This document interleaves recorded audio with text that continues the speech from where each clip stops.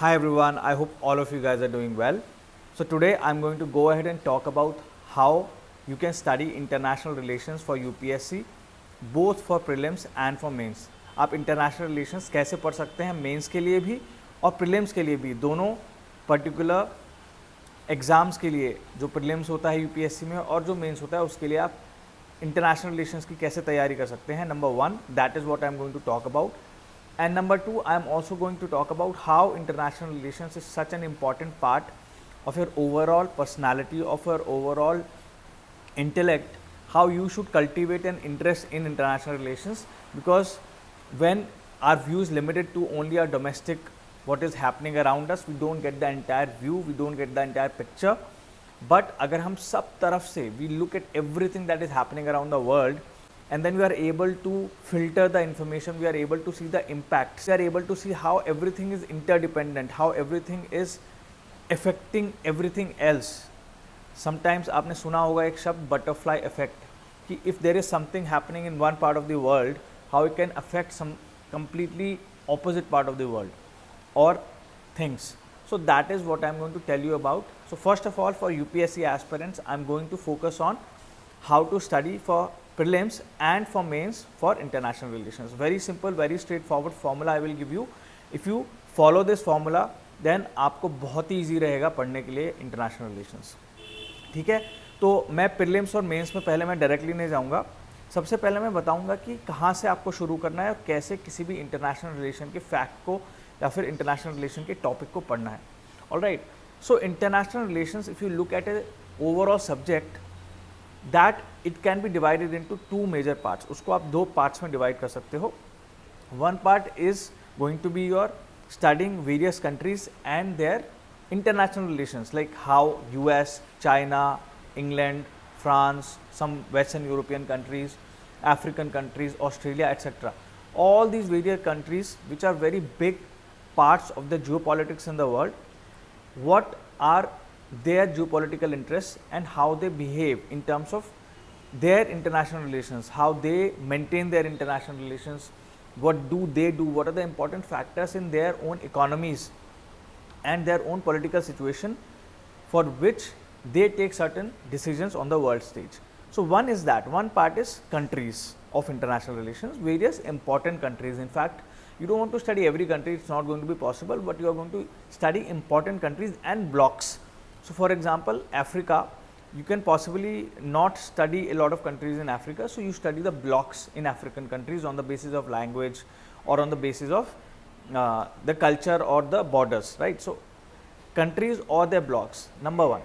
Number two, you are going to study various important international bodies, UN, IMF, World Bank.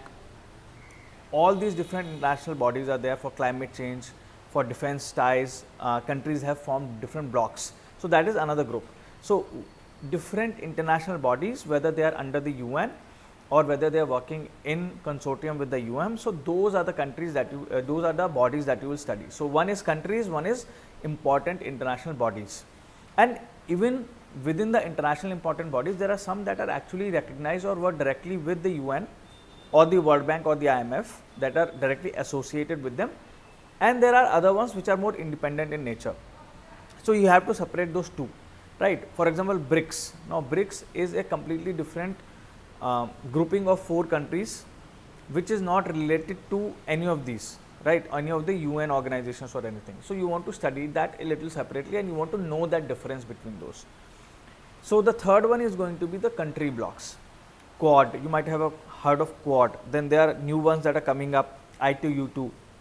So like these, there are different country blocks that are very, very important. Obviously there is NATO, right? So these country blocks either have some kind of a treaty or they have some kind of a agreement with each other.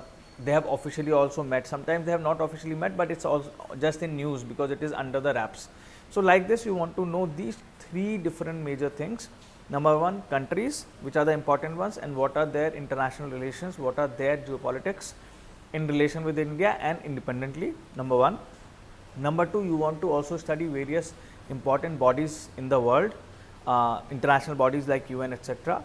And thirdly, you want to also study various international blocks of countries that are taking big decisions, whether it be military alliances, whether it be trade alliances, whether it be economic alliances, whether it be any different other kind of alliances like climate change, you have the solar alliance, etc., right?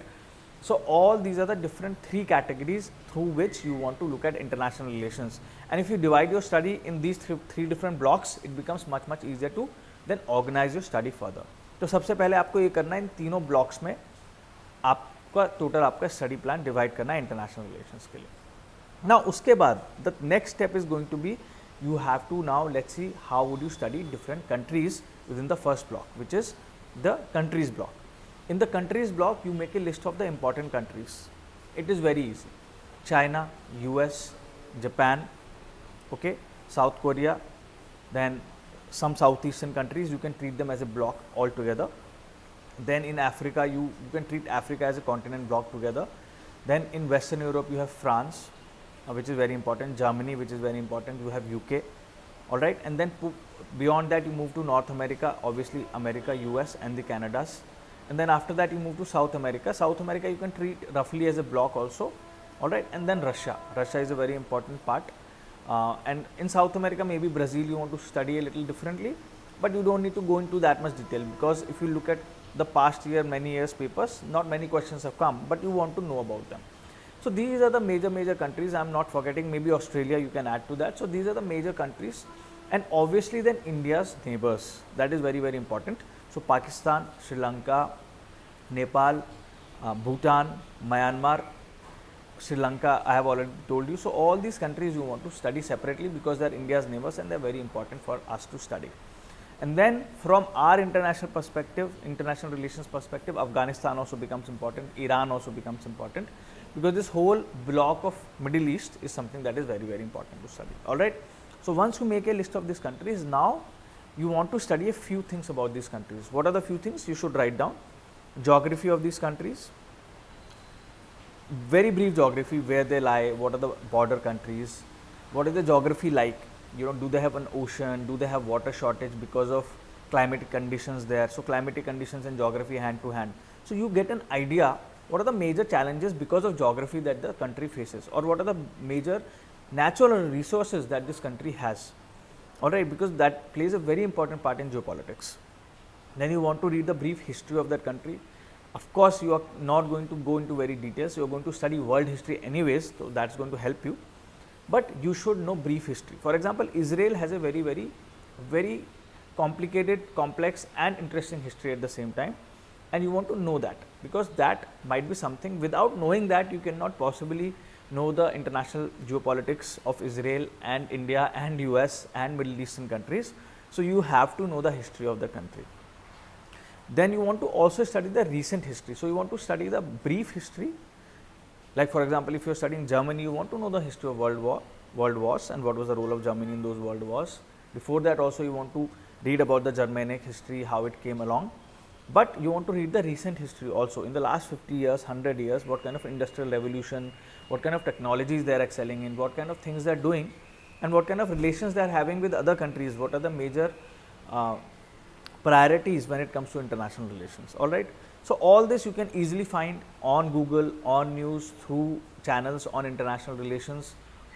There is a very good channel I really like to follow because it's just entertaining and it is also very useful, Caspian Report. So you can follow that, but it is not going to give you all this, but whatever issues they talk about are very interesting, all right. Then you want to, so these three things you want to study about these countries, and then further on you want to study vis-a-vis India.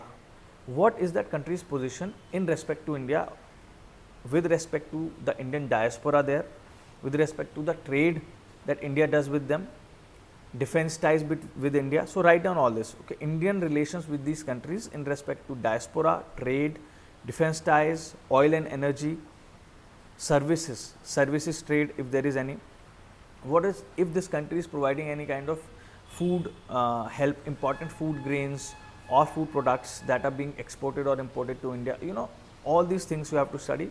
Cultural ties, whether there are deep cultural ties, ideological ties that India has with them, people to people ties, relation, any agreements India has with these, and relation of this country with other countries. So for example, if India has relations with Russia, Russia also had relations with our so-called enemies or aggressors in international relations like China. So we want to know those as well, what are the dynamics there, and what world groupings, world country groupings, like I told you Quad.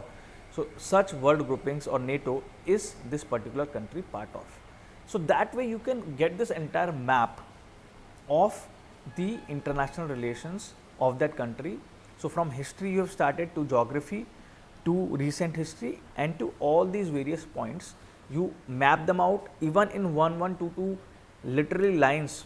You can summarize a lot of these things, and within 1 or 2 pages your entire information that you need, your entire study that you need to do for that country will be ready. More than that you don't need to study. So this is the initial study that you want to do for international relations when you are studying for UPSC. All right, number 1. So अभी तक clear है? अभी मैं बताऊंगा, now I am going to go into कि prelims and mains, how to divide your studies and what kind of questions, what kind of information to focus on, because you have to tweak or tailor make your studies a little bit according to whether that is a prelims exam or mains exam. Both questions are not going to be same. For prelims exam, if you look at the last few years papers and you write down the international relations questions, they are mainly focused on geography, they are mainly focused on international bodies, or they are mainly focused on economy or minerals that are found in that country. Pretty much these 4 categories they are asking questions. So what are these categories? Number 1, any kind of geographical related blocks or landforms or terrains around which they will ask you questions. So for example, last year the question had come, which of the following countries are part of the Congo basin? Now when you are studying the world through the maps, you will have to know these major countries and which kind of the geographical areas they lie in. Congo basin being one. Congo basin is one in Africa. You want to know around the Sahara desert, you want to know the Mediterranean countries. So whatever these major geographical landforms or areas are, you want to know the countries that are situated around those areas. So UPSC asked a very simple question, it has been asked before also, that which of the following countries lie in the Congo basin. अगर आपको ये question नहीं बताया तो आप बहुत बड़ी mistake कर रहे हैं, because this is a basic simple question everyone should know who is appearing for UPSC seriously. So you want to understand the entire map of the world and know these 100, 200 major categories in which countries lie. Similarly, you can find all these, like some mountain chains are there, some deserts are there, some important seas, landlocked lakes are there. So some of these lakes are there, seas are there. So around these you want to know the major countries. All right. So be sure to study that. For example, Black Sea. Similarly, Caspian Sea. They might ask questions about countries bounding them or something related to that. All right. So things like that you should know for sure. Then you should know for prelims I am saying, like I said, country wise if you go, you should know which countries are competing with India for major things like agriculture. So last time question was asked about India versus China on basis of arable area and productivity and irrigated area. Alright, so these things you have to know when you are studying those major sectors. If you are studying about industry, let's say you are studying about aluminum production in the world, you are studying about cobalt production in the world, you have to study these things, and within that you also know India vis-a-vis versus other major producers. See, from this UPSC is not going to go into very small things, but they are going to ask at least the major ones they can ask. Alright, so you should know how India is competing with other major economies. So you should know about those countries, that thing also. Then you should know about the minerals, major minerals that are produced in the world which are important and which are the biggest producers of that. And also India vis-a-vis India, how production is. So for example, last time question was asked about cobalt, which is the biggest producer of cobalt in the world, Congo basin, the Democratic Republic of Congo. Now why this question came? Because of batteries becoming important. Everyone is talking about self-driven cars or EVs, and for that batteries are obviously important. So UPSC asked a very simple question. This you should know because this must have appeared in the news a lot of times. So important minerals and the biggest producers. Then important world events which are happening in which countries. For example, Ukraine war. Now you should have known which other countries which have border with Ukraine, because that question came. because you are supposed to know this. As a UPSC aspirant, you must be aware. Just knowing Ukraine, what is happening in the Ukraine war is not enough. In fact, UPSC normally doesn't ask those kind of questions. But knowing the geography of Ukraine, because that shows your lateral thinking, that shows your curiosity and awareness. So that you should know. Similarly, UPSC had asked a question on civil strife. Because of a civil strife, in which country the famine was happening, in Somalia, of course. And this country has been in news for many years.